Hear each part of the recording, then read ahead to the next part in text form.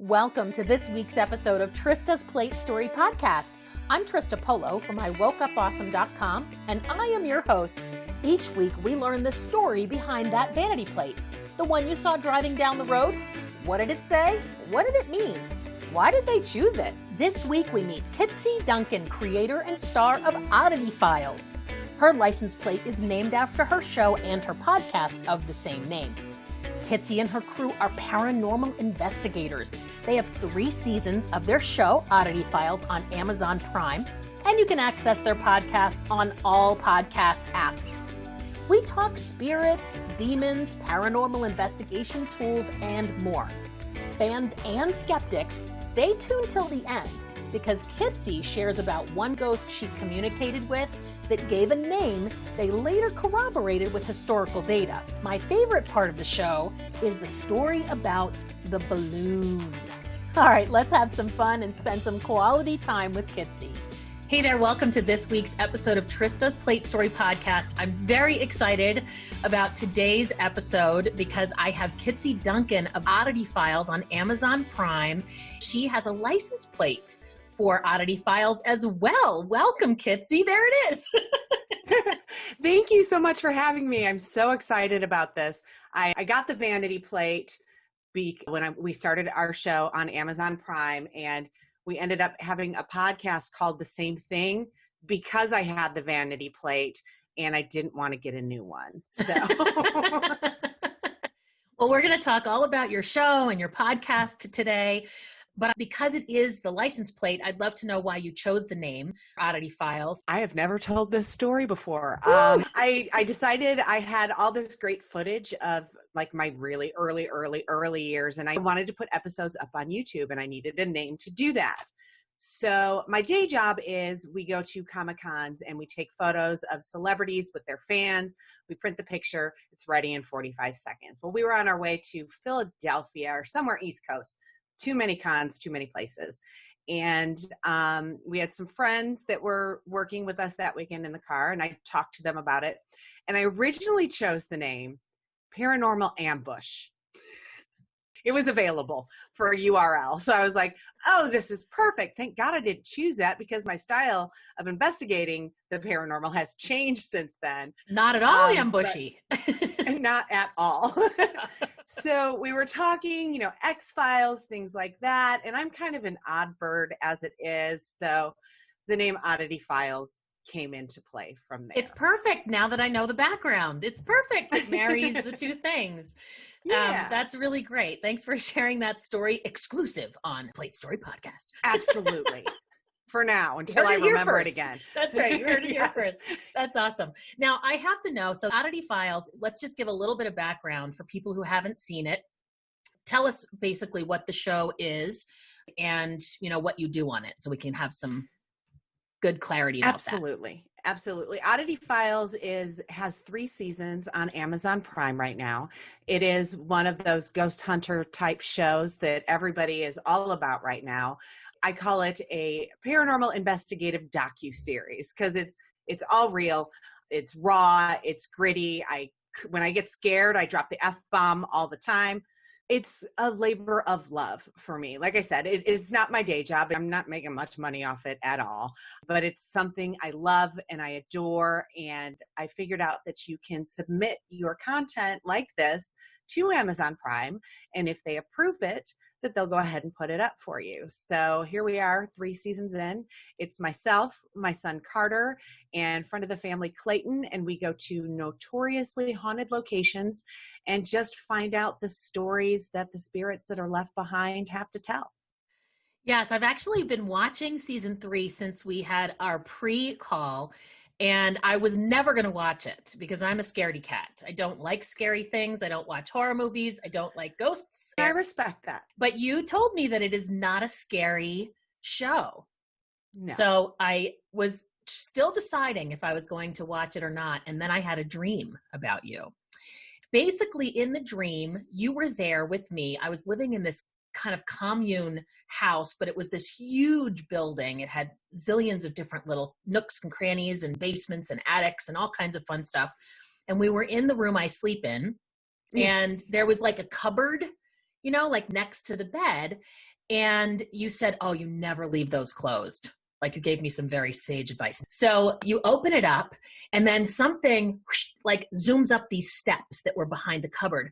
And you just got so excited and giddy and you ran up the stairs to see what it was. And you came back down. Hey, talk to me. Yeah, exactly. You came back down and you would never tell me what it was.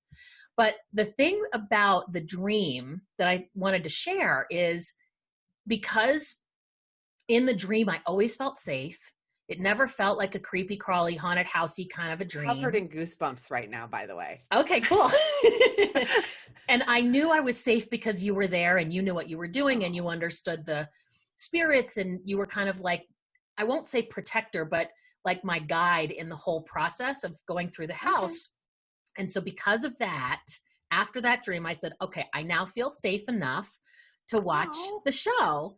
And I've really enjoyed it. Yay. Thank you. Yeah. And that's kind of our goal as investigators, is to kind of show people that it's not scary, that these were people at one point. They have personalities just like we do. And my heart of hearts, my theory is they just want to be heard. Just like a person who's alive and breathing and all that, they just want to be heard. They want to tell their story. I feel that the spirits are in the same boat. Well, I mean, I don't know. I have a hard time agreeing with you about that. Okay. And that's one of the things I wanted to talk to you about. Not so that we can have some, diehard conversation and get into an argument, but, you hear about and you know about evil and darkness and low energy kind of stuff.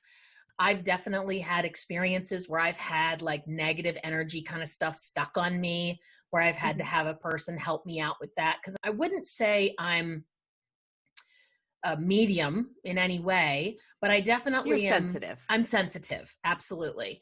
And so I definitely know it's not all good, positive light out there. Oh, absolutely not. And now that I've seen a season of your show, you're walking into places with pretty nasty reputations or reputations of having nasty spirits there. So I'd love to hear more about your thoughts on that, to educate me, win me over that it's really all very benign and nothing to worry about. Well, I mean, just like I just said, if somebody's personality in life is love, light, peace, and positivity, I feel, and there's no proof, there's no rule book on this. I say that all the time. God, I wish there was, the handbook for the recently deceased, but there's not. Yeah. Beetlejuice reference in case you're not tracking. I feel that spirits keep their personality that they had in life. And if you're like me, I sometimes am a magnet for those low energy people. I feel because it's a low vibration people. I feel because I try to keep my vibration and my energy so positive and light. Yes. Unfortunately, it attracts people that are the opposite sometimes.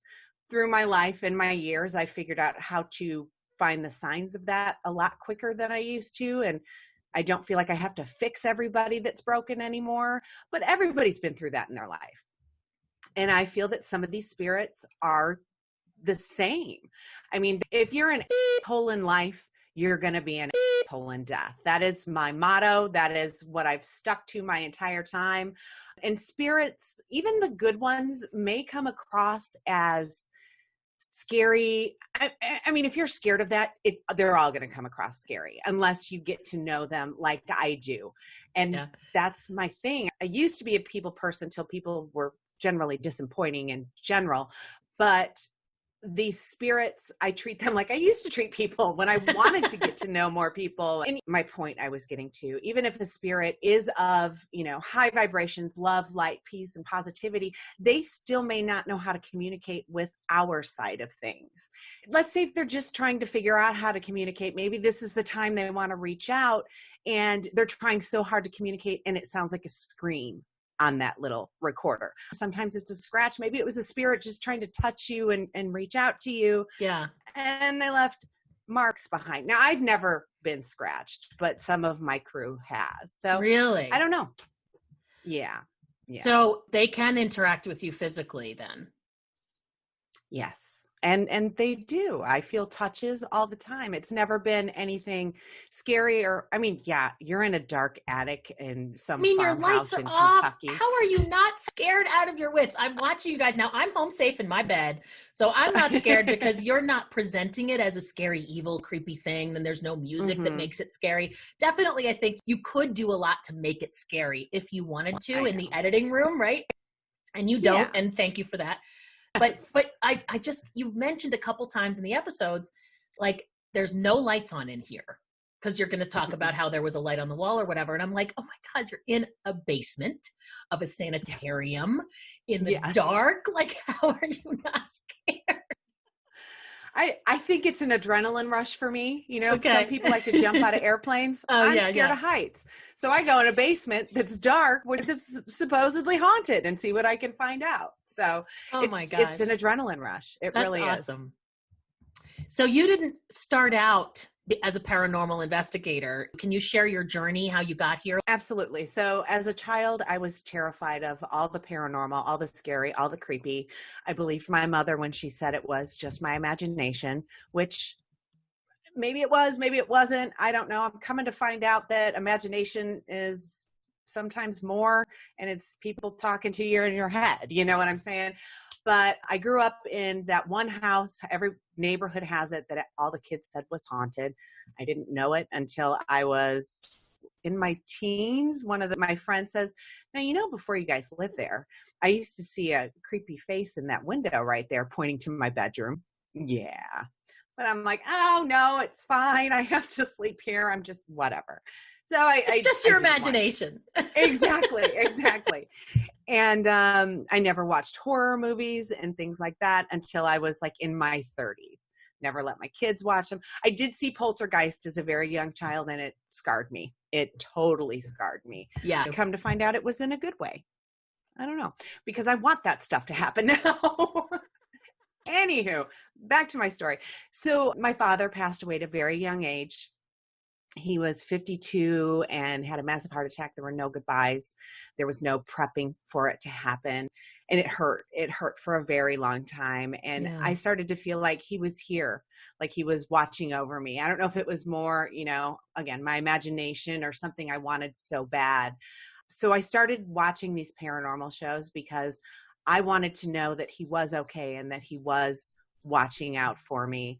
And I'm watching these shows, and they weren't nearly as scary as I thought they were because they just yelled at the ghosts.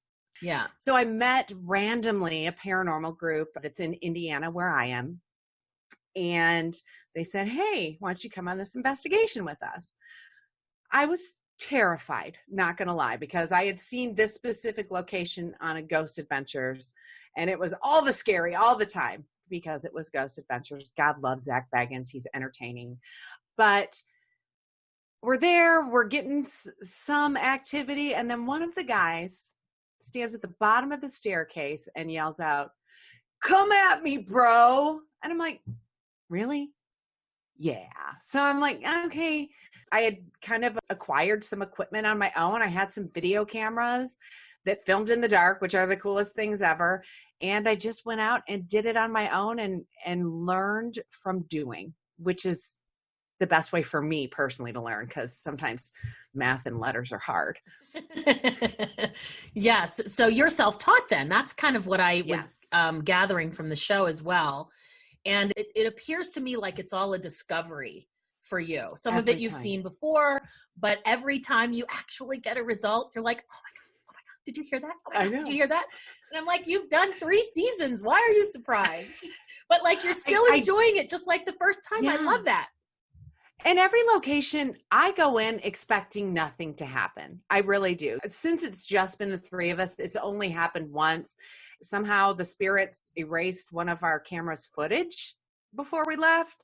So it never even ended up to be an episode anyway. Wow. But yeah, you don't know what you're going to get going to these locations. And I'm looking for the untold stories. I'm not looking for what everybody else has had happen at these locations. We don't investigate people's houses. I'm afraid I'm going to amp up activity for them. We go to notoriously haunted locations. We pay whatever fee it is they're charging to investigate for the night, and we get X amount of hours that night and we're out of there. We don't have a week like some of these big cable shows have at each location. Wow. And we're so fortunate we get enough evidence during that time to make an episode out of it. You wear a lot of hats for this show. I mean, you're the creator, the writer, the investigator, the researcher, it sounds like. You're the editor too, yeah. the promoter. Yeah, all of the stuff and all the things. All the things. Yeah. That's a lot to take on. It is. And it's stressful at times. Like after I was done editing season 3, took a while for it to get on Amazon because there were some issues on my end. I'm like, that's it. I'm done. I'm not doing this again. Took 6 months off and I'm like, okay, let's go. If you're in a short period of time and it's a big, huge building, how do you make your choices about where you're going to focus most?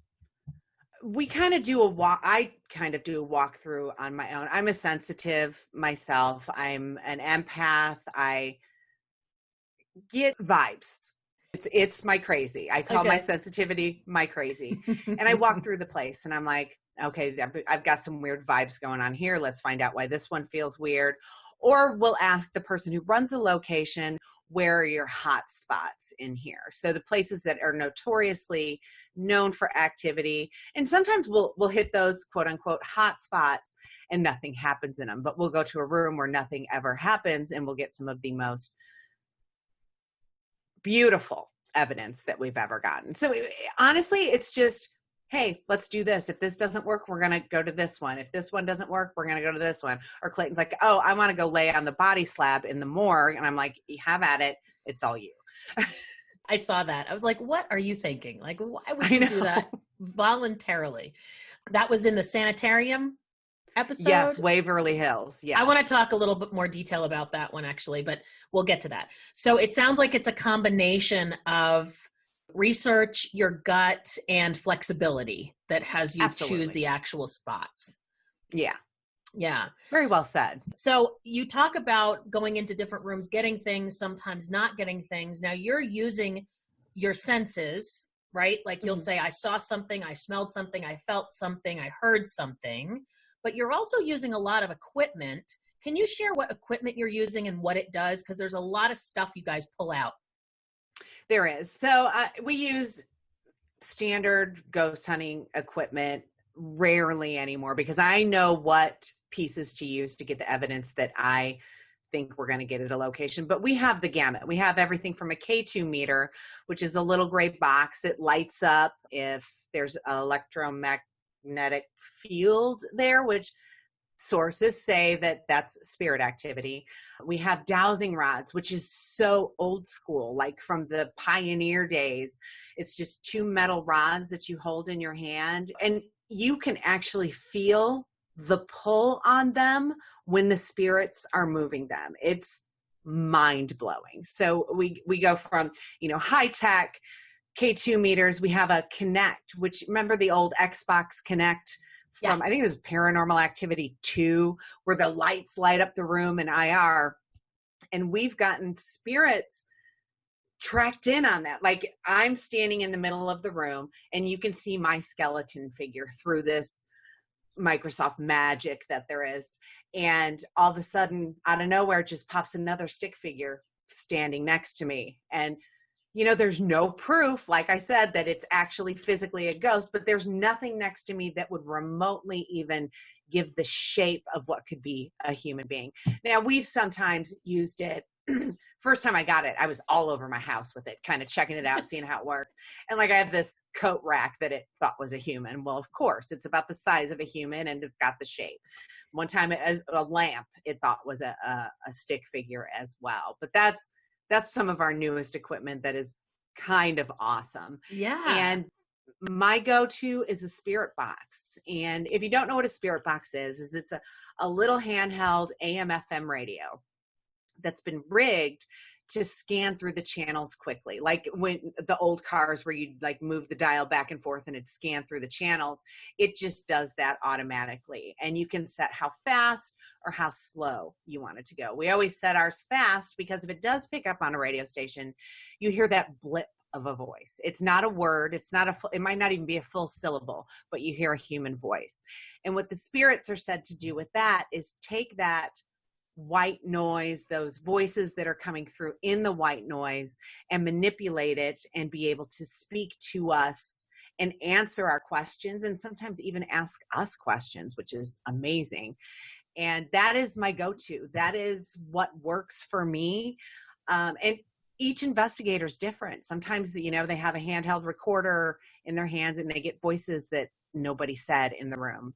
That rarely works for me. Every once in a while, I'll get it on accident. And sometimes it's like, well, it sounds like one point this in season 3, we were in Salt Lake City and it sounded like a pig snorting. So I don't know if that's an EVP. I don't know what it is, but the spirit box is my jam. I've met several spirits via this wonderful piece of equipment, and I hook it up to this really neat box that adds some eerie echo to it, and it's got these creepy lights, and it's beautiful, and it makes great TV. But that's how I get my evidence. I don't know why that works for me, but I know it does work for me. It does seem to. And then you use a little flashlight too, where you'll turn it a little bit on. Can you explain how that works? Because I don't really get it from watching it on the episode. Yeah, so it's called a flashlight session. And I learned this trick from the old school ghost hunters. Amy Bruni used to use it all the time. And every time it would light up to a question, I'd get goosebumps. I'm like, well, I've got to try this. So it's a mag light flashlight. And the top is what you screw on and off to make the connection, to turn it on and turn it off. But we set it to where it's barely on, like it's just faintly on, and then you set it down and you tap it a couple times so it's off, so the connection is not made. Now, people try to debunk this and say, well, as the coil in it heats up, it'll light up, which is true, because sometimes it'll just go off randomly, and I'm just like, okay, we're not doing this. But sometimes when we get direct responses to questions and we say, turn it on all the way, fully, from nothing to all the way lit up, and it does it, it tells me that there's some kind of activity. I don't know if they're tapping it or if they're putting energy into it or how it works. I always tell them, just give it a tap. Just give it a tap so we can see that you're here, And I don't know. Sometimes it works and sometimes it doesn't. Clayton is the one that has all the luck with the flashlight sessions, and he's pretty darn good at it. He is. And what I do like about the show is that you guys are not trying to say, oh, that was something, I think that proves it. You're like, that was something, but I think it was the tarp.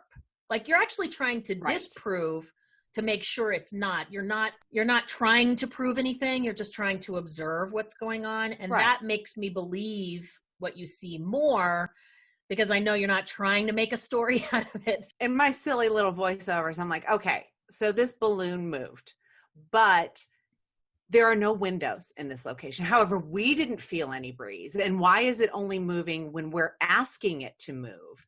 That kind of situation. But again, it doesn't mean that there's proof of ghosts. I want to talk about that balloon, though. So set us up, because for people who haven't seen it, so this was the sanitarium episode, right? Yes. Was it season 3, episode 5? I believe so. Waverly Hills. Waverly Hills. Now, so set us up before the scene, because you sort of had a plan to use a balloon in this room for some reason. So give us the backstory and then tell us what happened. So like I said, we go into these places and we just kind of make it up as we go. We found this balloon in a hallway, and I'm like, oh, let's set it here, because that was one of the stories of Waverly Hills, is that there's a child spirit there that moves balls, balloons, and things like that. I forgot to bring a ball, so we found the balloon. We set it in the hallway. Hold on one second. I'm sorry. I just have to interrupt you. Don't you think it's weird that there was a balloon sitting in a hallway? No, because this is a very highly investigated location, and I just assume that somebody left it behind. Okay, great. You're a paranormal investigator, but that seems totally normal to you, that there's a balloon randomly in a hallway in a sanitarium. Baby dolls in rooms out of nowhere, creepy ass baby dolls. I'm like, oh, okay. So are you possessed, or did somebody bring you for the spirit that's in this room? That's where I'm at in my life now. Right. Okay. So moving on, keep going. Okay. Yeah. So we set it up. We put a GoPro on it. We have these GoPros that are set up to work in no light situations. I believe we said, we're putting this balloon out here for you. Feel free to move it. And I think something else happened, and everybody jetted off to another room. And then we came back and we heard this, what sounded like a balloon scooting on the floor. And then it had our attention, and we looked, and it's kind of teetering back and forth like it had moved. So we're like, oh my gosh, maybe it's a spirit playing with this balloon. So let's dress it like that's fact. And we did. And the balloon wouldn't roll on the floor. It wouldn't just, teeter totter. It would scoot on the floor in this hallway where we're standing, where there was no breeze big enough to have scooted that balloon down the hallway. And it was answering our questions. It was doing it on command. And I forgot all about that. That was pretty cool. It was really cool. It was probably my favorite experiment. There was one point where it sort of, if you're watching this on video, you'll see my hand. It sort of went like right, center, left, right, left. Like it was almost doing a pattern. It was not an easy breezy pendulum sort of movement. It was much more like jerky. Mm-hmm. It was hard to see the scooting from the camera angle, but I definitely observed, when watching it, that it was not moving in a way that even a breeze, but it was nice to have the knot on the balloon, because then I could kind of tell what was going on. But that was very super cool. I go into every location, not like it's my first time doing it, but like it's the spirit's first time doing it. And I baby them a little bit, and I talk them through it. It doesn't always end up in an episode, but every room we step into, I let them know we're here out of love, light, peace, and positivity. We're not here to hurt them, harm them, take them away. We're just here to tell their story. And I introduce every single one of us so they know our names. And then I, in turn, say, can you tell me your name? Now, does it always happen? No. I don't know if you know this, but Waverly Hills is one of the most haunted locations in the entire country. It was a tuberculosis hospital in Louisville, Kentucky, and this is, that location is goals for everyone. It's hard to get in. It's ridiculously expensive to get it for a night. And we lucked out. I found out the rules. You got to book it early in the year before everybody else gets there and does it. But we had been dying to get in there for ages. And we were on the 4th floor, I believe, which the spirit there that is known as Big Black. It's just a big black shadow figure. And I did the whole deal. I introduced ourselves and I said, and I'm Kitsie. And then the Wonderbox goes, no, you're not. Kitsie is a nickname. And I go, oh, really? And I'm like, well, then what is my name? And it goes, Christina. The only way I can debunk this is my crew, when we're not on camera, they call me Christina or Mom, but it could have been that he heard Clayton say it, or it could have been that maybe these ghosts are in here more than we know. Are they mind readers? I don't know. I'm kind of sort of starting to think so. It scared me though. So you do get scared. I get nerved. I try not to show it because I'm afraid if I show the spirits that I'm freaked out, that they're like, oh, let's mess with this chick, So I put on my mommy face. I whip out the mommy voice when needed and let them know that I'm not messing around and I have no time for their crap. Does that work when you do that? It really has for me. I don't know why. I have a resting bitch face, and I mean business when that mommy voice comes out. So maybe that's what does it. Or maybe, it's just out of respect. They're like, okay, she's here to respect us. We're going to respect them back. I wanted to go back to the balloon scene in Waverly Hills, because in that same time that you guys were messing with the balloon and speaking through the balloon, I guess, Carter, who's your son, right? Yeah.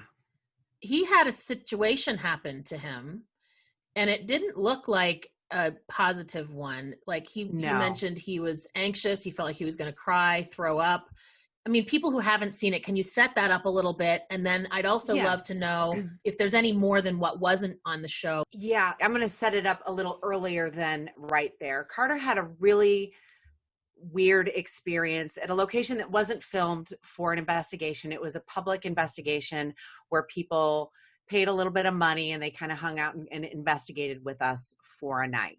And Carter had a really bad experience. He got nauseous. He was projectile vomiting, and like his memory was going in and out. And the guy who ran the location, who's a very good friend of mine, felt that there was a bad entity there and thought that Carter was being possessed. Wow. I put on my mom hat first and foremost. Secondly, I've never seen a possession. I don't know what it is. I don't know if it's real. I don't know if it's something people do for attention or what it is. I immediately go, was your Burger King bad that you had for dinner on your way in? Right. But Carter was freaked out. So mommy mode, I'm trying to calm him down. I'm getting pissed if it is some entity that's trying to possess my child. And mommy, when I walked away from that while he was out there with my friend, I'm in the house. I said, I don't care what you have against me. That is my child. You let him go now, because I didn't know what to believe. I didn't. It was very scary for all involved. I still hope and pray that it was Burger King food poisoning. It was really hot and he was dehydrated. I did call a spirit medium friend because I don't know. I said, what happened to Carter that night? Like 2 days later, she's like, I really think it was the heat and the food. So I felt much better after that, but Carter, it still sticks with him. And I get it. Of course. Yeah.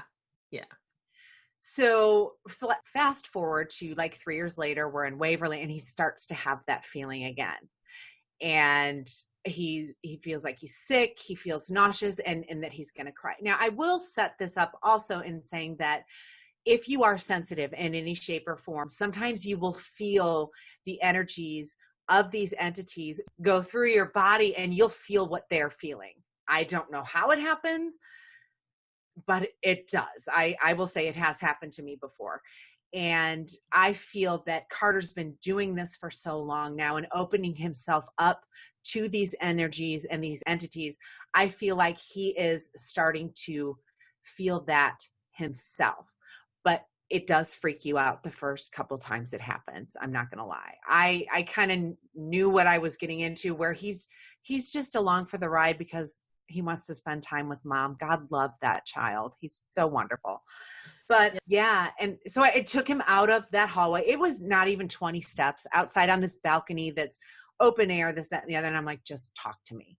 Just talk yourself through it like any mom would, no matter what their child was feeling. And it passed.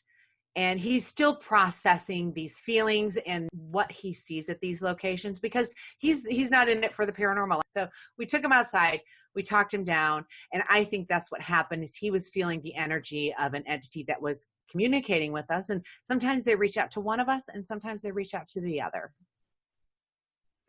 Yeah, it looked like he was having a lot of trouble with it. And I'm so glad I asked you, because the fact that there was a backstory makes it make more sense that he would have such a reaction, because now it's like bringing back memories of this other experience.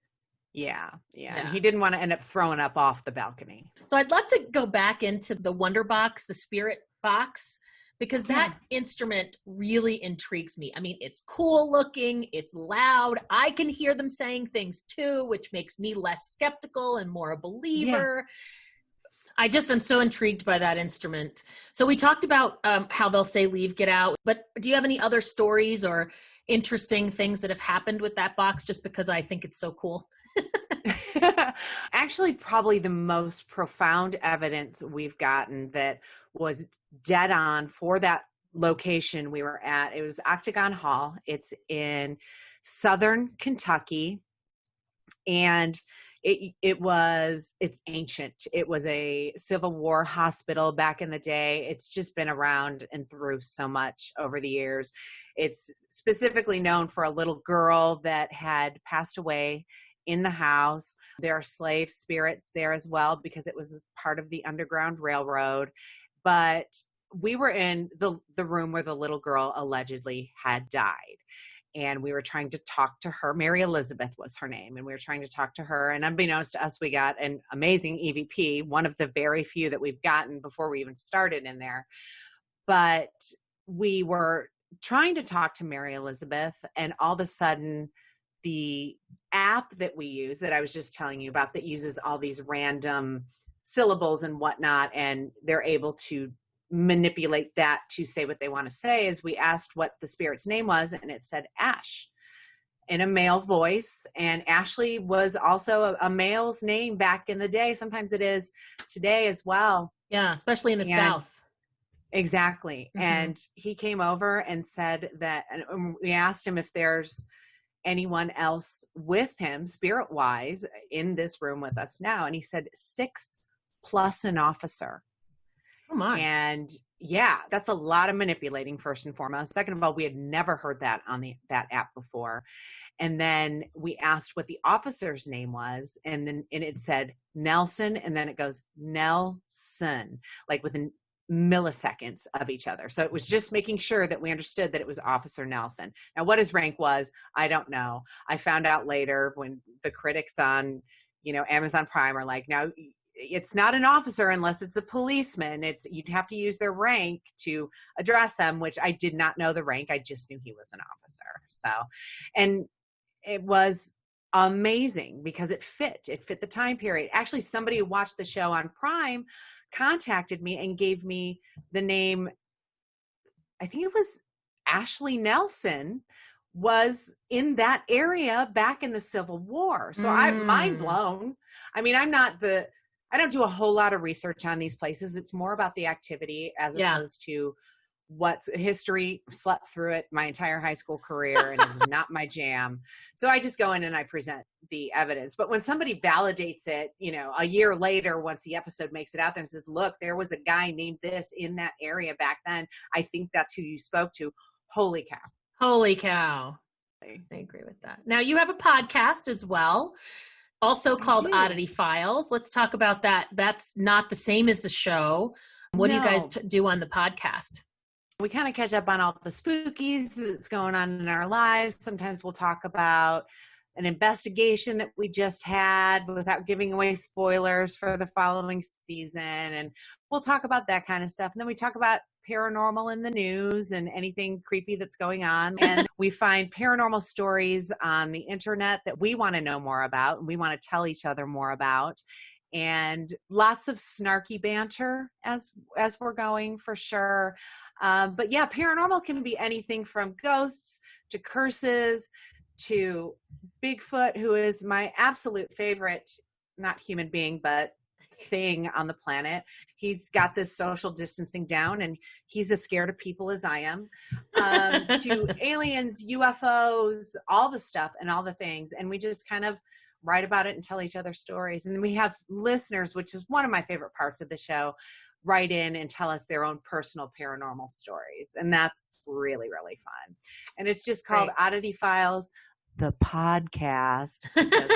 And it's been fun. And we've got a neat little following. And I call them our listeners, our weirdos, hence my shirt. Our saying is weird is the new cool because, it's boring to be normal. I love that. I might adopt it. Now that shirt, is that something that you offer that I could get from your website or? Absolutely. It's OddityFiles.com. We post when we put new episodes of the podcast up there, when we release new seasons. We've got merch there as well. And we recently posted our new teaser for season 3 on there as well. So please go ahead and check out Oddity Files. Reach out to us if you have a paranormal story or you have a question on the paranormal. You can contact us through our email. It's oddityfilescrew@gmail.com. And this was fun, Trista. Oh my gosh. I've had so much fun talking to you. So definitely, having watched one of your seasons, I would highly recommend everybody check out your show. I will definitely be listening to your podcast because that sounds super fun. And I love that it's the people from the show and I can get to hang out with you guys even more. Thank you.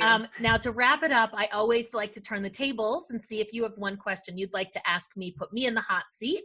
So do you have a question for me before we wrap up? So we had all this paranormal talk about me. What about you? Has anything ever stuck out to you as, oh, it's just weird? Or have you had an experience where it's like, oh, yeah, this is absolutely positively paranormal? Well, okay. In my area, there's a house that is known for having a family live in it where it was a parents and a child. And he was an adult child. Yeah. And he was insane. And he would go out and hire prostitutes and sex workers, and then he would take them home, and then he would murder them and store them in the house, their bodies. He lived in with his parents. But the parents were such hoarders that the garbage they never took out or whatever covered the smell of these, decaying bodies. So that happened. And then he went to jail. He actually died in jail a couple years ago. And I was a real estate appraiser. So I appraised the house. When I was appraising the house, they had to disclose that the house had, all this stuff happen. Murder. Just a little murder. Well, what was funny was I had my clipboard and my belt on, and I'm all my, appraisal fun stuff. And I'm writing all the notes down, and the realtor's like, this was Kendall Francois' house. And I'm writing the name down. I'm like, oh, please don't let that be the guy that killed all those prostitutes. And of course I looked it up, and later that it was. Now I didn't notice anything because I'm not sensitive to stuff like that. And I think it's actually a protection, but so I didn't see anything or feel anything when I was in the house of Kendall Francois, but I'm sure I have to imagine there has to have been stuff in that house. Yeah. Has to have been. Well, especially as quickly as it was selling over and over again as well. I don't know the rules. I thought there was a rule where you have to admit the house is haunted if you're selling it, but I'm sure not everybody does. Well, they had to tell me that there was a violent crime committed in the house, I think was the rule. But what's interesting in New York is they only have to do that for 3 or 4 transactions. So this person, when he was going to sell it, he would not have had to disclose it. This was the final transaction. It had to be disclosed. Oh no, that's terrible. Yeah. But this guy that bought it, he was so excited to own a house that Kendall Francois had killed a bunch of prostitutes in. Like he was into it.